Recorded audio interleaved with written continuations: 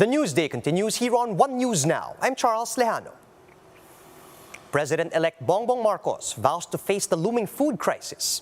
That's according to Press Secretary-designate Trixie Cruz Angeles.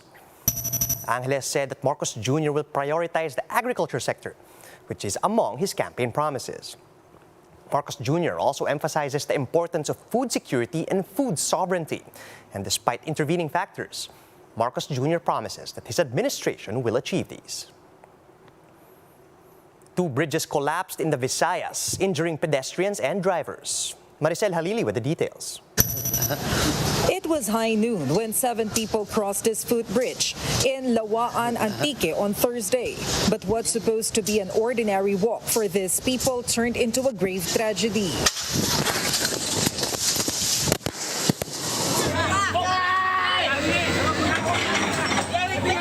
The footbridge collapsed just as they were trying to get across. They were found to be staff members of the DTI provincial office. 4 of them fell straight to the river, while the other 3 fell to the ground and were hit with debris from the collapsed footbridge. Mayroon kasing activity ang DTI. Nangyari po, nang pagkatapos ng kanilang activity, dumaan sila sa isang footbridge, yung footbridge, which is na bigla siyang na-collapse. In this video captured by Mark Labanin Badoy, residents can be seen trying to save the 3 victims pinned down by the debris. It appears that the residents were trying to rescue the victims as soon as possible, even without the help of medical rescue team. One of the victims is Michael Villavert, who was the first one to be rescued by the residents. He sustained major injuries in the head and is currently comatose in a hospital in Iloilo. The other 2 are now in stable condition, but are still undergoing treatment for their injuries. The local government of Lawaan is set to conduct a probe into the incident. Meanwhile, another bridge collapsed in Barangay Alegria in Catigbian, Bohol. Vehicles passed through this steel bridge called Borja Bridge, which collapsed due to the weight of a 10-wheeler truck carrying mountains of sand. The chief of Catigbian Police says investigations into the incident are ongoing. The truck driver sustained minor injuries. According to police, Borja Bridge is one of the oldest bridges in the area. For News 5, Maricel Halili, We Are One News. Disaster authorities estimate that around 44,000 individuals were affected by Mount Bulusan's eruption. The NDRRMC said that Bulusan has quieted down, hoping that the decreased activity will continue. Since June 14, nearly 180 families who evacuated have returned to their homes, although the NDRRMC still advises residents near Bulusan to be vigilant, while entry into the 4-kilometer permanent danger zone remains prohibited. We'll be back with more stories after a quick break. Keep it here on One News.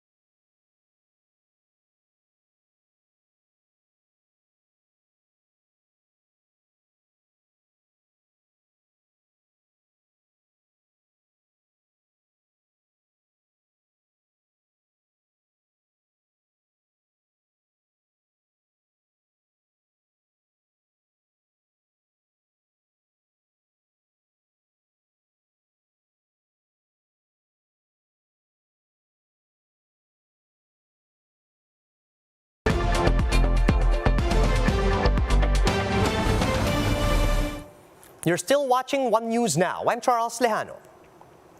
3 officials have been appointed to key positions under the incoming Marcos administration. Marlene Alcaide has the report.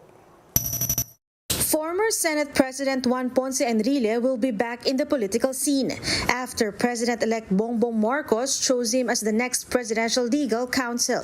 98-year-old Enrile retired from politics in 2016 after serving for 50 years.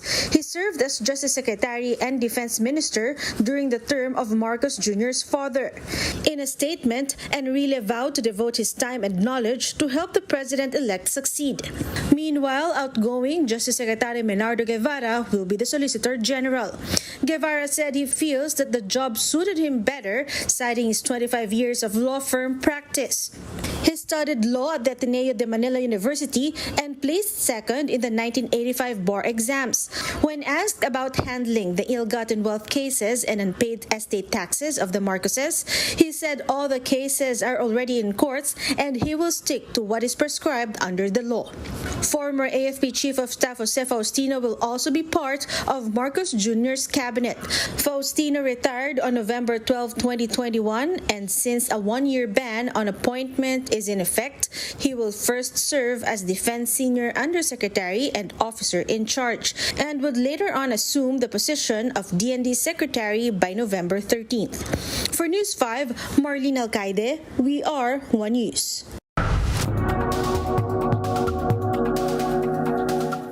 One expert warns that cases of monkeypox may rise when people are exposed to the disease. But what exactly is monkeypox and how is this transmitted? More details in this Bloomberg Quick Take. The eradication of smallpox was one of the greatest achievements in human health and public health history. But of course, it's left the world without immunity to pox viruses. So it's not surprising to start to see more cases occur when people are exposed.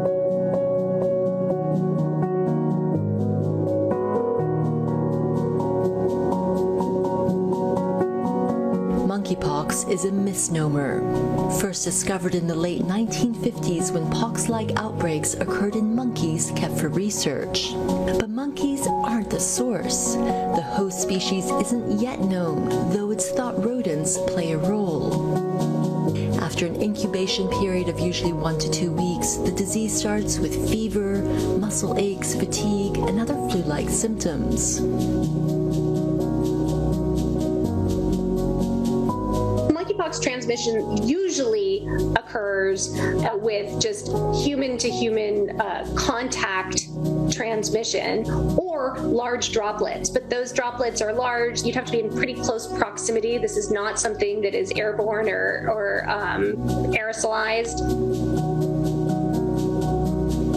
It really is just supportive care, symptomatic treatment, and really importantly, isolation of the patient so that we don't see onward transmission.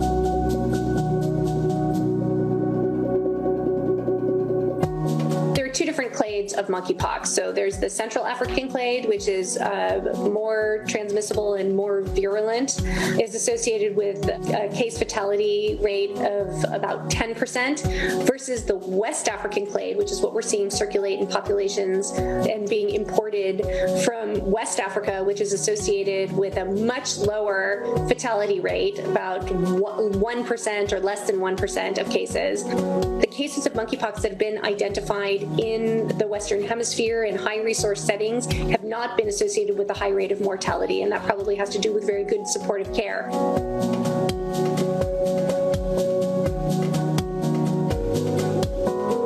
Right now, we don't have an answer to this, and it's going to be very important to learn how this virus is going to work and operate, transmit, present itself now that it's in a different population and has opportunity to spread. We do need to be always getting in front of these viruses instead of chasing behind it. Time now for a quick look at today's other top stories. The Philippines inaugurates its 15th vice president today. The Health Department urges Filipinos to complete their booster shots as the agency reports another uptick in COVID cases. And in sports, the NU Lady Bulldogs showed no mercy as they took Game 1 of the women's volleyball finals in 3 straight sets. Those are the top stories at this hour. Join us again later as we continue to monitor the day's biggest stories, starting with our continuing coverage of the inauguration of Vice President-elect Sara Duterte Carpio. Watch this.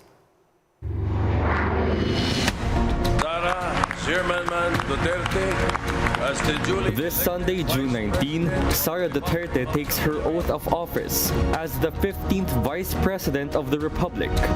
Tutukan ng aming live coverage ng mga pangyayari sa Davao City. Ang panunumpa alas 4 ng hapon sa June 19. Watch us on One News and One PH. All sides, all the time. You can also catch One News on Signal Play. Just register for a free account at www.signalplay.com so you can stream One News live anytime and anywhere. I'm Charles Lejano. Mask on, wash hands, and stay safe, Philippines. We are One News.